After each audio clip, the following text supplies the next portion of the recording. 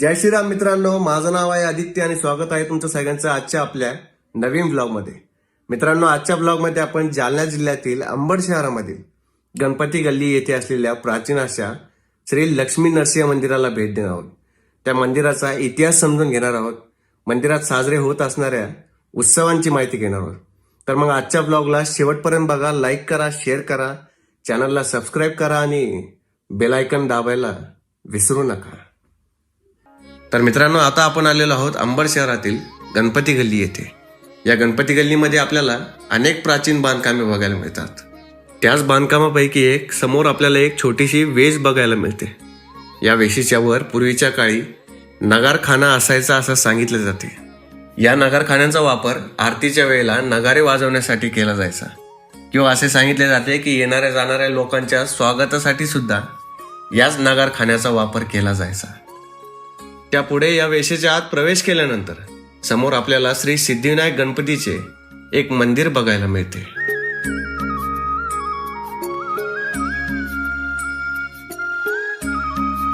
या गणपती मंदिराचे वैशिष्ट्य असे आहे की या मंदिरातील मूर्ती ही आपल्याला उभ्या स्वरूपात पाहायला मिळते आणि या सिद्धिविनायक गणपतीच्या मंदिरामुळे अंबड शहरातील या गल्लीचे नाव गणपती गल्ली म्हणून संबोधले जाते.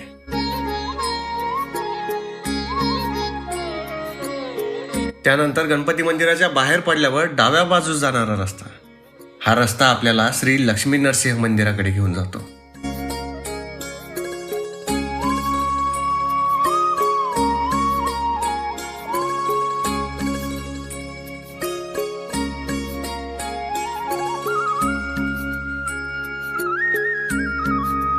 त्यानंतर गणपती मंदिराच्या साधारणतः 40 ते 50 पावलांच्या अंतरावरती डाव्या बाजूला आपल्याला श्री लक्ष्मी नरसिंह मंदिराची कमान पाहायला मिळते.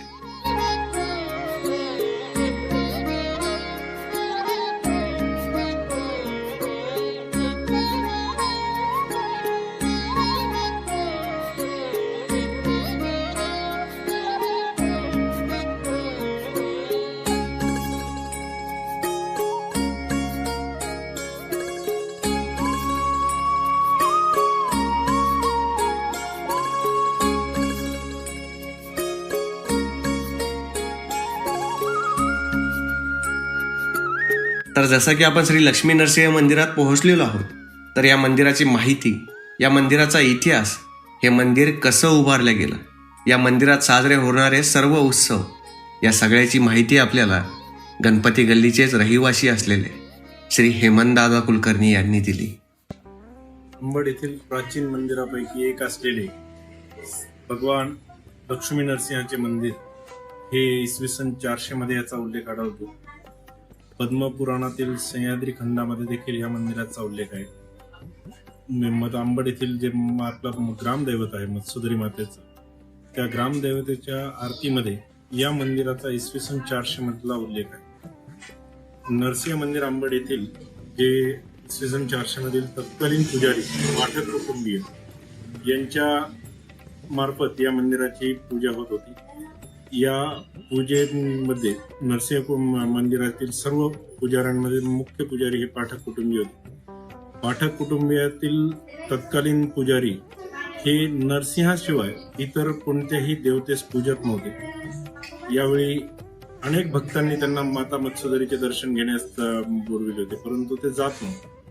अशा वेळी मत्स्यधरी मातेने त्यांना नरसिंहरूपी मत्स्यधरी मातेने दर्शन दिले आणि त्यावेळीपासून मत्स्यधरी मातेच्या नित्य नियमाने दर्शनाला सदर पुजारी जातो. यानंतर याची माहिती अशी की या मंदिर साधारण 100 वर्षापूर्वी जमीनदोस्त झाले होते.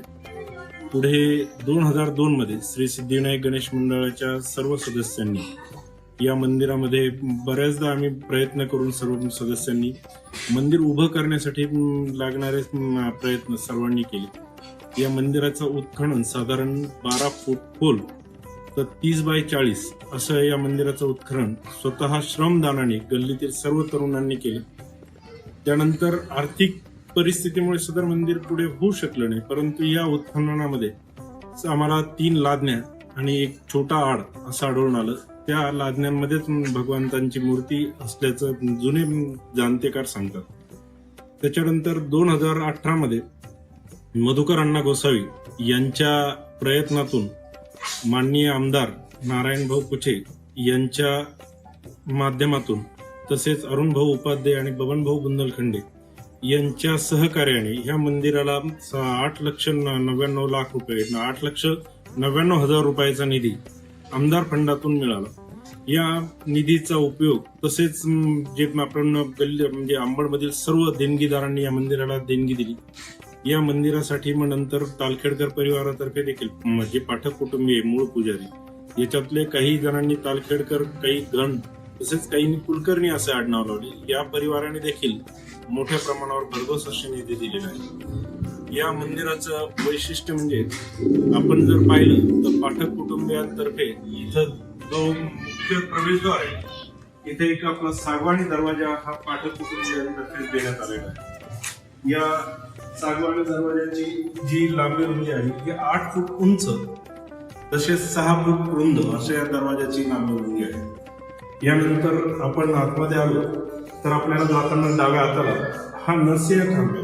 हा प्रल्हाद खांब म्हणून देखील ओळखला जातो, ज्यातून दरवर्षी या मंदिराच्या जी नरसिंह भगवानच्या नरसिंहाची जी जयंती साजरी होती तर आपण ह्या खांबाची पूजा करतो. कारण नरसिंह भगवान हे खांबात रूपी प्रगटलेले, त्यांचा जन्म झालेला नाही. त्यानंतर आपण पुढे आलो तर आपण मंदिराला जाण्यासाठी 2 रस्ते आहेत. एक इकडच्या बाजूने आपण डाव्या हाताने गेलो तर मग इथून एक रस्ता आहे. मंदिराच्या वर येता क्षणी समोरच आपल्याला भगवान विष्णू आणि लक्ष्मींची मूर्ती दिसेल.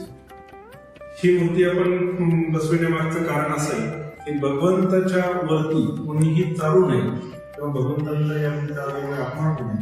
त्यामुळे आपण भगवान विष्णू आणि लक्ष्मींची जे त्यांचे मूळ आपण म्हणतो त्यांचा अवतारच विष्णूंचा अवतारच भगवंत होते, त्यामुळे आपण भगवान विष्णूंची आणि लक्ष्मींची आपण देखील मूर्तीची स्थापना केली. तसंच आपण जसं पुढे गेलो तर साधारण 12 फूट खोल असे हे मंदिर जमिनीपासून खोल शोधून हे मंदिर तयार करण्यात आले आहे. या मंदिराला जाण्यासाठी एक 8-10 पायऱ्या खाली उतरून आपल्याला इथून जावं लागतं. मंदिराची रचना ही पूर्ण भुयारी पद्धतीची आहे आणि इथे ह्या मंदिराला भगवंतांचं म्हणजे 9 फणींचा नागाच्या फणी 9 मध्ये आपण हे भगवंत हे आहे. नागाच्या विटोळ्यावरच भगवंत विराजमान आहे. भगवंत लक्ष्मी माता जवळ आहे आणि या मंदिरासाठी मोठ्या प्रमाणात चांदीचे तसेच सोन्याचे दागिने देखील आलेले आहे. मुकुट आहे, चांदीच्या साखळी आहे. यासाठी आपल्याला समोर जो दिसत आहे तर समोर एक उत्सव मूर्ती आहे पितळी, जी उत्सवाच्या काळात या म्हणून याची मोठ्या प्रमाणात मिरवणूक होती आणि अभिषेकासाठी देखील या मूर्तीचा आपण उपयोग करतो. तसेच जे आपण हा एक दुसरा मार्ग आहे ज्या मार्गाने आपण चाललो, या मार्गाने म्हणजे जात असताना इथे एक आपण समोरून एक मुखदर्शन होत आहे मंदिरात येता क्षणी आणि तसंच आपण मागच्या बाजूने देखील आरशातून भगवंताचं दर्शन आपण इथून घेऊ शकतो.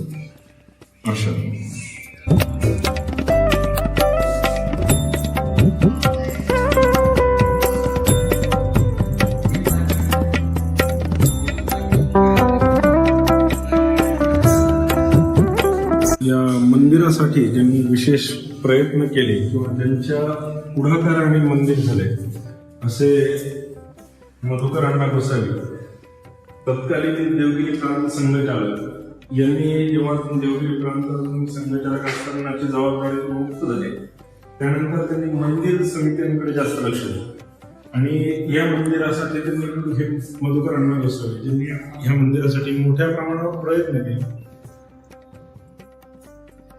मंदिराच्या जडणघडणीच्या वेळी स्वतः शेवटच्या टप्प्यात असताना अगदी बेडवर असताना मंदिरासाठी त्यांचे अनेकदा आम्हाला फोन आले की मंदिराचं कामकाज कुठपर्यंत चालू आहे काय. यानंतर त्यांनी एक म्हणजे अंथरुणावर असताना एक नरसिंह अष्टक लिहिलेले, लक्ष्मी नरसिंह अष्टक, ते देखील आपण इथे पाहू शकतो. हे अष्टक स्वतः त्यांच्या रचित आहे, त्यांच्याच याच्यात. आणि विशेष म्हणजे हे शेवटच्या क्षणाला त्यांनी हे अष्टकाची निर्मिती केलेली आहे. त्यानंतर आपण पाहू शकतो त्यानंतर आपण इथे पाहू शकतो ते लक्ष्मी नरसिंह जो रथ आहे, तर ह्या रथाच्या इथे हा उत्सव रथासाठी वापरला जातो. उत्सवासाठी हा रथ वापरला जातो. ह्या रथामध्येच भगवंतांची पालखी मिरवते. ही पूर्ण गावातून ही पालखी मिरवण्यात येते. या पालखीसाठी अंगातील जे पारंपरिक वाद्य आहे ते वापरण्यात येते. तसेच आपण इथे पाहू शकतो की पारायण या मंदिरातील मुख्य उत्सवांपैकी एक आहे. ते देखील इथे दरवर्षी मार्गशीर्ष महिन्यात होत असतात आणि याच्यासाठी साधारण 20 ते 22 ब्रह्मवृंद पारायणासाठी असतात. त्यानंतर महाभंगत होते. मंदिरातील 3 प्रमुख उत्सव आहेत. त्यापैकी सगळ्यात मोठा उत्सव श्री नरसिंह जयंती जी मे महिन्यात साधारणतः असते. यावेळी इथला प्रसाद हा आमरस असतो आणि आमरसासह म्हणजे भाजी पोळी या सर्वांचं हे आणि या आमरसांमध्ये साधारणतः 5000 लोकांची अन्नदानाची व्यवस्था मंदिरातर्फे करण्यात येते. हा उत्सव मोठ्या प्रमाणात साजरा होतो. भजन कीर्तन हे नवरात्र उत्सवात नेहमीच चालू असते. त्यानंतर दुसरा उत्सव येतो तो प्रतिष्ठापना उत्सव, मंदिर निर्मितीच्या प्रतिष्ठापना. या प्रतिष्ठापनेला उत्सवामध्ये त्यावेळेस देखील कीर्तन होऊन दरवेळेस म्हणजे अन्नदानाचं आपण इथे महत्व असल्यामुळे अन्नदान देखील मोठ्या प्रमाणावर करण्यात येते. त्यानंतर श्री गुरुचरित्र पारायण सोहळा. या सोहळ्यासाठी साधारण 20-22 ब्रह्मवृंद बसून नंतर मोठ्या प्रमाणावर दत्त महाराजांना प्रिय असणारे अन्नदान हे या मंदिरात होत असते. या मंदिरासाठी सर्व श्री सिद्धिविनायक गणेश मंडळातील तरुण नेहमीच तत्पर असतात आणि सर्व उत्सव हा त्यांच्या जीवावर चालू असून या मंदिरातील जडणघडणमध्ये श्री सिद्धिविनायक गणेश मंडळातल्या सर्व तरुणांचे देखील मोठ्या प्रमाणावर योगदान आहे. विशेष म्हणजे सांगायचं गोष्ट अशी की दिनांक 22/1/2024 रोजी अयोध्या येथील राम मंदिरात राम मूर्तींची प्राणप्रतिष्ठा सोहळा होत आहे. या सोहळ्याचे मुख्य पुरोहित जे आहेत ते गणेश शास्त्री द्रविड यांच्या मंत्रोच्चारात हे राम मंदिरातील राम मूर्ती प्रतिष्ठापनेचा उत्सव होणार आहे. सांगायचा आनंद होतो की ह्या लक्ष्मी नरसिंह भगवंताच्या मूर्तीची प्राणप्रतिष्ठा सोहळ्यास गणेश शास्त्री द्रविड हे काशीवरून मुद्दामून इथे आले होते आणि त्यांच्या मंत्रोच्चारातच या मूर्तीची प्राणप्रतिष्ठा सोहळ्याला सुरुवात झाली होती. तसेच या प्राणप्रतिष्ठा सोहळ्यासाठी भगवान बाबा आनंदगडकर यांच्या हस्ते या मूर्तीची प्राणप्रतिष्ठा सोहळा झालेला आहे.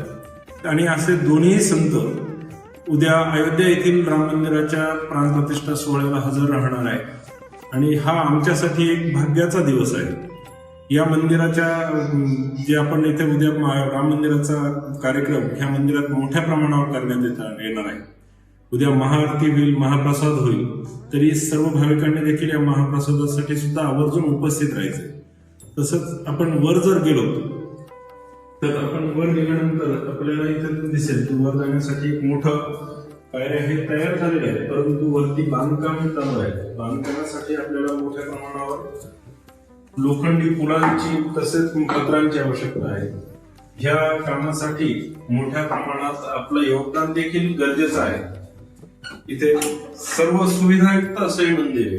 असं हे कोणताच म्हणजे सुविधा नाही असं नाही. इथे तुम्ही आले तरी तुम्हाला म्हणजे पूर्ण व्यवस्था इथे तुम्हाला दिसते. इथे हे बांधकाम चालू आहे. इथे पत्र टाकण्याचं काम होणार आहे मंदिरात याच्यासाठी आणि ह्या सर्व याच्या पूर्ण कामासाठी मोठ्या प्रमाणावर आपल्या योगदानाची गरज आहे.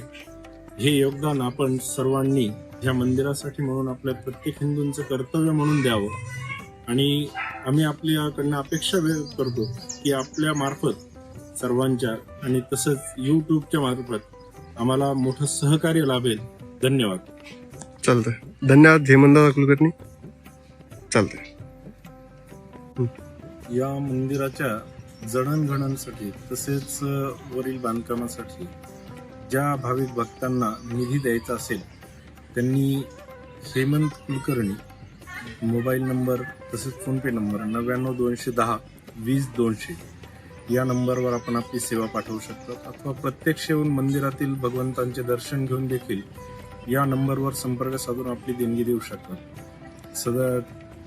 या मंदिराचा सर्व जडणघडणीत तसेच कृपा आशीर्वाद मिळवण्यासाठी आपण आपले योगदान देण्यास सहकार्य करावे. लक्ष्मी नरसिंह मंदिर, गणपती गल्ली, अंबड, जिल्हा जालना. चालतंय. धन्यवाद. धन्यवाद. तर मित्रांनो, आज आपण भेट दिली अंबड शहरातील गणपती गल्ली येथे असलेल्या प्राचीन अशा श्री लक्ष्मी नरसिंह मंदिराला. आपल्यासोबत बोलत होते हेमंतदादा कुलकर्णी. त्यांच्या सहकार्यासाठी त्यांचं खूप खूप धन्यवाद. ब्लॉगला शेवटपर्यंत पाहण्यासाठी तुमच्या सर्वांचं धन्यवाद. अशाच अनेक ब्लॉगसाठी लाईक करा, शेअर करा, चॅनलला सबस्क्राईब करा आणि बेल आयकॉन दाबायला विसरू नका.